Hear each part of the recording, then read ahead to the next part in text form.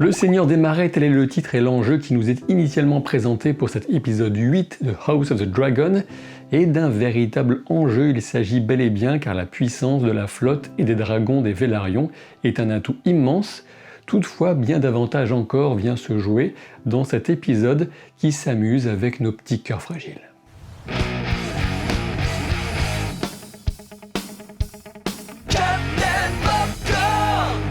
House of the Dragon est diffusé sur OCS et vous trouverez un lien en description de la vidéo pour vous abonner à la plateforme qui propose tellement de séries qu'elle en a au moins 6 avec un W dans le titre, comme Watchmen, chef-d'œuvre, The Wire, chef-d'œuvre, Warrior, très sympathique avec plein de super bastons, The White Lotus avec une saison 2 aguichante qui se profile, Westworld bien sûr, et même la fin de The Walking Dead. Réalisé par Gita Vasanth Patel, cet épisode va réussir le tour de force de rendre un peu d'humanité à Alicent, qui avait pris une tournure extrêmement sombre durant l'épisode 7. Je pense qu'on trouve ici la quintessence de ce que beaucoup adorent dans cette série et qu'une minorité ne supporte pas, à savoir un drame familial et psychologique sur lequel pèse de plus en plus lourdement le spectre de la guerre. Je vous rappelle, si c'est encore nécessaire, que ce sera full spoiler sur cet épisode 8, genre là tout de suite, et que les théories et spoilers sur les livres et les événements à venir seront pour la seconde partie de la vidéo. La réalisatrice indique en interview dans Entertainment Weekly qu'elle a adoré son expérience sur la série et elle évoque l'importance d'une collaboration avec les acteurs pour leur permettre de donner le plus possible de vie à leurs personnages, ce qui ressort comme une des grandes réussites de cet épisode extrêmement juste et émouvant. On y apprend que l'une des, sinon peut-être la scène la plus belle de l'épisode, celle de Daemon qui ramasse la couronne tombée du front de Viserys pour ensuite la lui remettre, est d'abord survenue par accident. La beauté de ce hasard a été saisie au vol par l'équipe et on y trouve une conclusion magnifique à la difficile relation entre ces deux frères autour d'une couronne que Daemon convoitait avant de finalement la rendre avec respect à son aîné mourant. Un point final qui se suffit tellement que le discours que Daemon devait initialement prononcer durant le souper a été finalement supprimé du montage diffusé hier. Il faut reconnaître que même sans dialogue, la présence de Daemon reste extrêmement forte durant cette scène, que ce soit dans un rire, un écarquillement des yeux ou un face-à-face avec son neveu Aemond. Revenons au début de l'épisode avec cette nouvelle, Corlys Velaryon est entre la vie et la mort suite à une blessure reçue dans les combats qui ont repris dans les degrés de pierre face à la triarchie. Comme toute sa vie, la position de pouvoir de Rhaenys lui est contestée, cette fois par Vaemond, le frère cadet de Corlys. La question de la bâtardise des enfants de Rhaenyra n'en finit pas de pourrir les relations de famille, comme on le constate ici et comme on le retrouvera en fin d'épisode. On constate que Baela a décidé de vivre avec sa grand-mère Rhaenys, tandis que Rhaena est restée avec son père Daemon et sa belle-mère Rhaenyra. Et c'est une répartition plutôt intéressante des deux sœurs car Baela semblait être la favorite de Daemon dans l'épisode 6 tandis que Rhaena se languissait d'avoir enfin son propre dragon. Voilà qui permet de mettre en contexte et de mieux comprendre les motivations de Daemon qui prend des risques pour descendre dans une crevasse et récupérer les œufs de Syrax.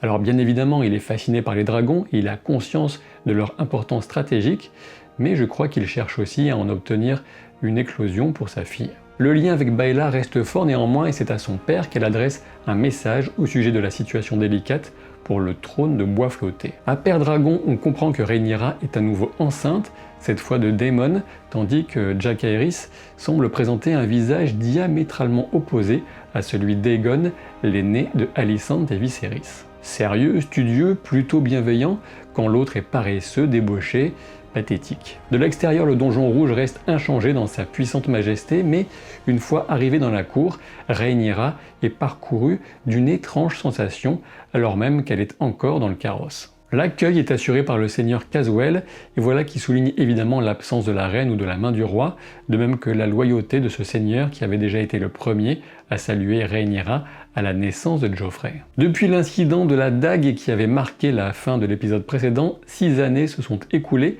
et Alicent s'est beaucoup investie dans la foi des Sept, la religion officielle de Westeros en quelque sorte. Les étoiles à 7 branches ont donc remplacé les symboles targariens et les gravures érotiques ont disparu des murs. Entre les premiers épisodes et celui-ci, on passe de l'impression d'un château plein de vie à celle d'un monastère, voire d'un mouroir. Les séances du conseil restreint sont maintenant dirigées par la reine et on constate que le seigneur Beesbury, le grand argentier, est le seul à défendre le respect des décisions de succession qui avaient été clairement établies auparavant par le roi Viserys. On a aussi l'introduction des jumeaux Eric et Arik au sein de la garde royale. Le premier, Eric, vient porter le message à Alicent sur le viol commis par son fils aîné Aegon, puis on les reverra ensuite tous deux s'entraîner dans la cour. Lorsque Rhaenyra et Daemon découvrent les appartements du roi, les toiles de poussière sur sa maquette suffisent à nous dire combien Viserys est mal, n'ayant même plus la force de s'adonner à sa passion. Cette poussière sur Valyria est aussi une métaphore du souvenir lointain de son pouvoir qui a été repris par son épouse Alicent. Ils ont poussé la décrépitude du personnage à son paroxysme et le choc de son apparence frappe les spectateurs comme sa fille et son frère. La confusion du roi s'explique essentiellement par la léthargie induite par le lait de pavot, le fameux antidouleur qui parcourt toute l'œuvre de J.R.R. Martin, un peu le seul médicament qui fonctionne à Westeros, mais avec un effet d'accoutumance et de brouillard mental. Rhaenyra et Daemon ont déjà 2 enfants, Aegon et Viserys, témoignant d'une incroyable originalité dans leur choix de nom et leur volonté d'ajouter à la confusion croissante des pauvres téléspectateurs que nous sommes. Pour rappel, Aegon Ier du nom est celui qui avait conquis et unifié les 7 royaumes il y a bien longtemps. Aegon II en quelque sorte est le fils aîné d'Alicent et Viserys, et Aegon III celui de Rhaenyra et Daemon. Pour rappel, l'enfant que porte Rhaenyra serait donc son 3e avec Daemon et son 6e en tout. Pendant ce temps, la notion de bâtard et de semence royale, ou presque, est à l'esprit d'Alicent qui reçoit la pauvre Diana qui vient d'être violée par son abruti de fils Aegon, justement. La scène est très forte et on peut remarquer que les showrunners et la réalisatrice ont volontairement décidé de ne pas montrer ce viol pour insister en revanche sur les conséquences pour la victime et la façon dont la société et le rapport de force à sa défaveur va faire peser sur elle toutes les fâcheuses conséquences. De mon point de vue, la scène est extrêmement réussie dans son interprétation des 2 côtés et elle vient humaniser Alicent au moins un peu alors qu'elle écoute et qu'elle réconforte même la servante, tandis que nous, habitués de cet univers avec Game of Thrones en tête, nous nous demandons forcément ce qui pourrait bien lui arriver d'affreux. En résumé, seul le garde royal, Eric, la servante Talia et la reine Alicent sont au courant en dehors d'Aegon et Diana, et même si on peut y voir un suspense sur un éventuel poison, je pense que la mixture que la reine fait avaler à Diana est sans aucun doute du fameux thé de lune aux propriétés abortives. Le fait de retrouver plus tard Talia en informatrice de Mysaria ouvre bien sûr à des spéculations sur lesquelles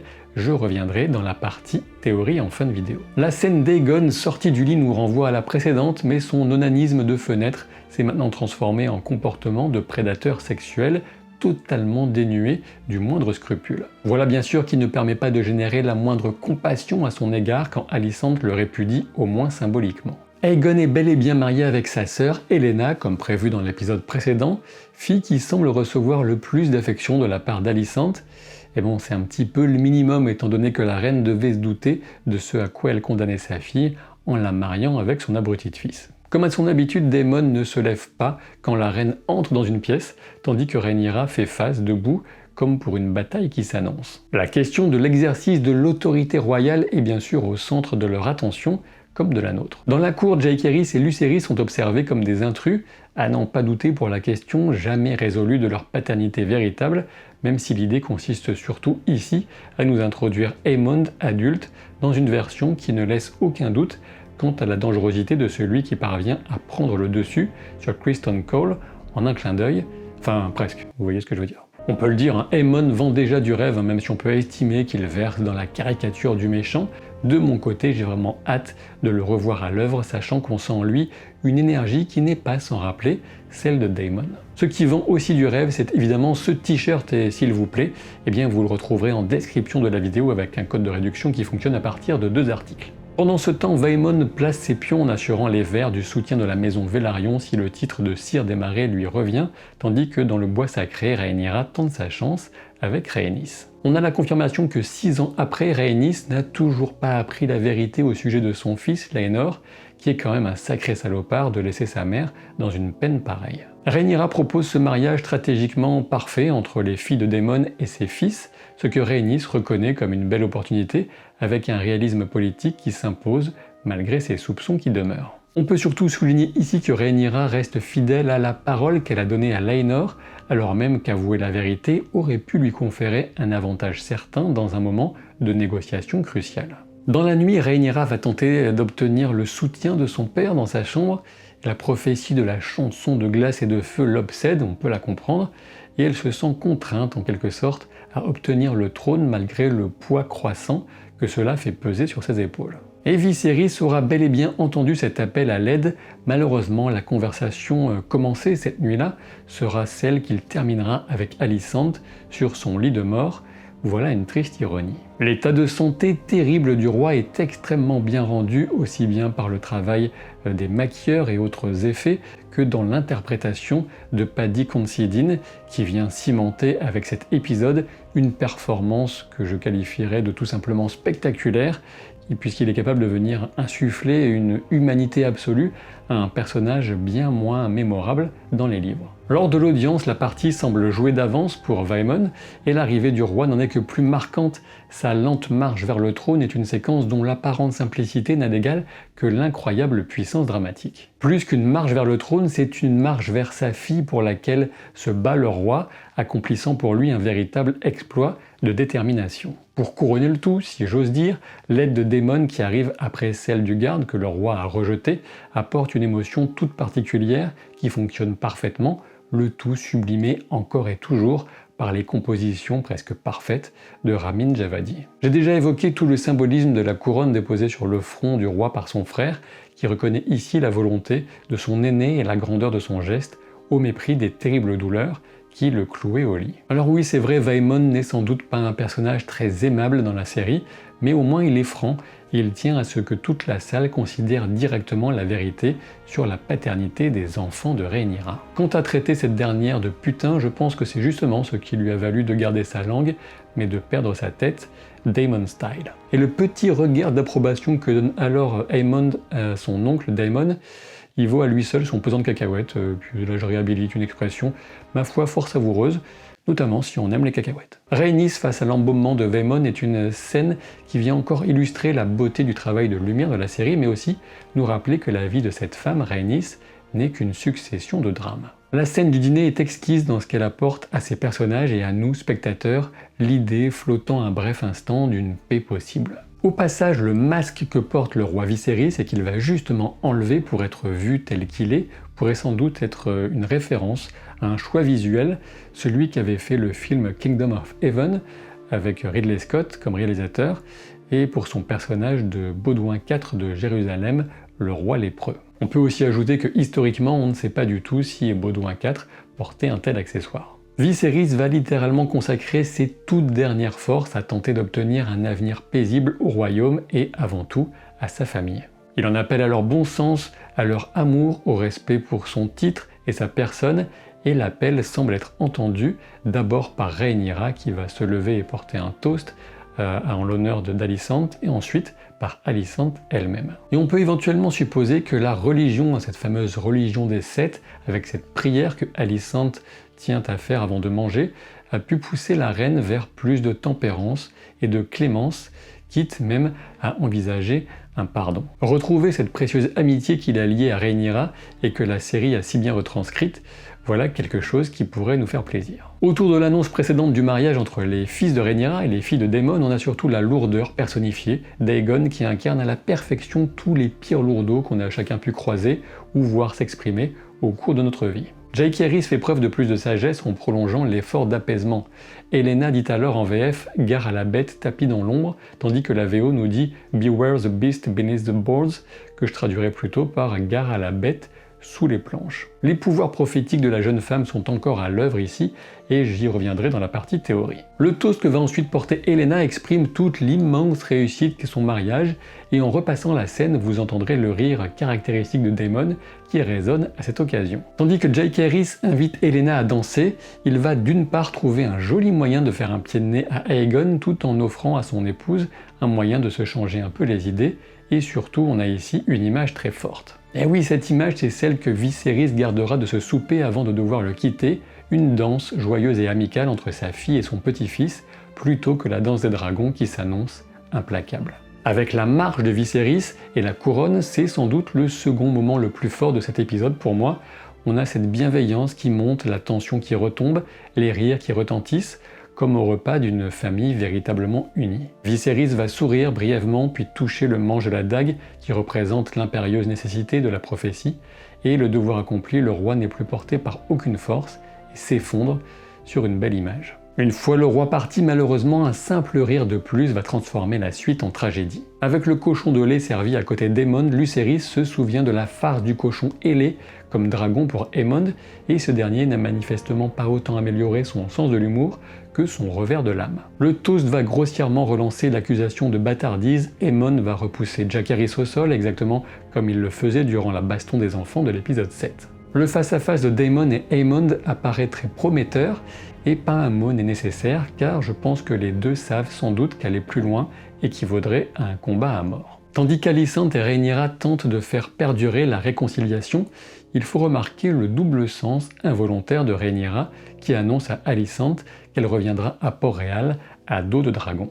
J'avais déjà évoqué le passage de la servante auprès de Mysaria, une Mysaria qui refait donc surface en tant qu'éminence grise sans qu'on sache pour le moment qui elle pourrait bien servir, sinon elle-même. Les dernières scènes dans la chambre de Viserys vont introduire cette idée de quiproquo, tandis que le roi mourant pense parler à sa fille et lui répondre quant à la fameuse prophétie, la chanson de glace et de feu. Alicente interprète ces dernières paroles comme une invitation à faire monter leur fils Aegon sur le trône. Puis bon, c'est vrai que Aegon, il a franchement le profil idéal du prince qui fut promis, faut bien le reconnaître. Ou pas. Et voilà ici un ajout de la série qui fera certainement débat parmi les fans. L'idée ici consiste à donner une justification intime et une conviction d'être dans le bon, dans le droit chemin pour toutes les décisions que pourra défendre Alicente à l'avenir. Amusant de voir un tel retournement quand les épisodes précédents semblaient dépeindre la reine sous un jour de plus en plus défavorable. Pour ma part, je pense que la série va un peu trop loin avec cet ajout et que la fragilité de ce quiproquo vient nuire à sa crédibilité et surtout donner une perspective un peu trop flatteuse sans doute à ce qui viendra par la suite. Voilà un point à évoquer en commentaire après avoir laissé un pouce en l'air bien sûr et s'être abonné à la chaîne pour ne pas avoir à conserver sa langue dans sa poche ou ailleurs. Et si jamais vous avez l'intention de me laisser avant qu'on arrive aux théories, eh bien sachez qu'on se retrouve très vite et notamment on se retrouvera ce mercredi aux alentours sans doute de midi sur Twitch, sur ma chaîne Twitch bien sûr, et on évoquera toute l'actualité culture pop et bien sûr les deux grosses séries fantasy que je traite principalement, mais pas que, donc ce mercredi midi sur Twitch, soyez au rendez-vous. Vous l'aurez compris, j'en viens maintenant à la partie théorie et spoiler sur les livres et les suites de la série, alors attention à vos miches quoi. Rhaenyra est donc enceinte, toutefois si la série suit les livres, et je pense qu'elle le fera ici pour limiter le nombre de personnages, cette fille, Visenya, sera mornée, difforme, ce que Rhaenyra verra comme un signe de malédiction lancé par Aegon, du moins dans les livres. On verra comment la série va utiliser ce levier ou si elle le passera sous silence. La loyauté du seigneur Caswell est encore illustrée dans cet épisode, ce qui prépare le terrain pour les difficultés qui attendent justement les seigneurs qui resteront loyaux à Rhaenyra alors qu'ils vivent à Port-Réal.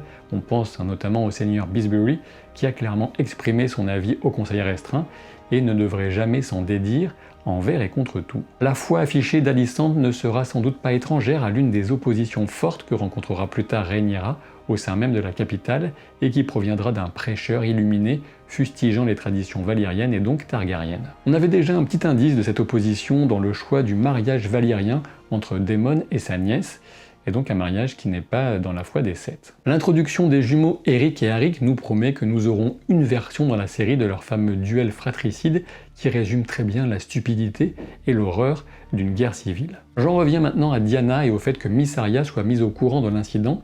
Je me demande si Mysaria ne va pas la prendre sous son aile et s'il ne s'agit pas des prémices de l'histoire de Gaemon aux cheveux pâles. Et oui, je me dis que Mysaria a sans doute les connaissances pour annuler éventuellement les effets du thé de lune consommé par Diana et que cette pauvre servante prendrait la place de la prostituée Essie dans les livres avec son bâtard du roi Aegon. Alors c'est juste une idée qui m'est venue, sachant que l'introduction de Mysaria, pile à ce moment, et avec cette servante en particulier, pourrait clairement aller dans ce sens, mais peut-être pas du tout. La scène de Rhaenys face à l'embaumement de son beau-frère Vaemond, et surtout la mise en garde du maître sur l'attention de l'étranger, voilà une sorte de teasing sur le destin tragique de Rhaenys, qui pourrait éventuellement survenir plus vite qu'on ne le pense. La phrase d'Elaena semble faire référence à ceux qui pourraient s'infiltrer dans le château en passant sous le plancher, comme des rats. Il s'agissait donc sans doute d'un avant-goût d'une terrible scène qui concerne directement la future reine et qui implique un certain Ratier notamment. Enfin, concernant le face-à-face entre Aemond et Daemon, je suppose que la série nous réservera ce plat de résistance pour bien plus tard dans la danse, comme les livres le font, mais d'une certaine façon, j'ai déjà hâte d'y être. Je vous donne donc rendez-vous au plus tard ce mercredi à midi pour un live Twitch et vendredi pour le dernier épisode des Anneaux de Pouvoir et bien entendu lundi prochain pour le 9e épisode de House of the Dragon. Et vous savez, connaissant la tradition établie par Game of Thrones pour les 9e épisodes de la plupart des saisons, on peut s'attendre à du sale. Je vous dis à très vite pour de nouvelles aventures. Salut!